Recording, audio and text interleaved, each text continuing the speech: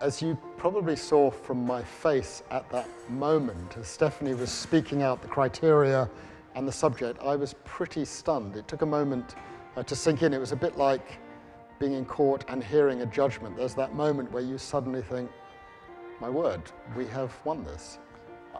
I can tell you without a shadow of doubt, the piece of information that I discovered that touched me the most was identifying and then finding the lady who saved my mother in the summer of 1939, a remarkable woman called Elsie Tilney, who was an evangelical Christian missionary from Norwich, who was motivated by a particular, and I would say peculiar, interpretation of Paul's letter to the Romans, chapter 10, verse 1, that propelled her from Paris to Vienna to bring back a one-year-old infant to safety.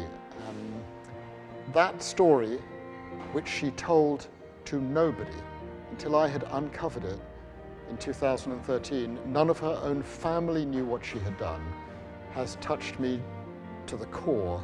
The concepts of crimes against humanity and genocide, part of the modern system of human rights, were absolutely revolutionary. Until that moment, a state was free to treat its own citizens entirely as it wished. If a country wanted to kill people, disappear people, torture people, maim people, it was free to do so. And what these concepts did was to signal for the first time that sovereignty is not absolute sovereignty, that the sovereign was subject to constraints. Today, we know that these issues are not to be taken for granted. What happened in 1945 was a vital moment, and there is a risk of a great unraveling of the settlement that a number of extraordinary people and countries put in place in that very difficult period. And I think we have to be on our guard.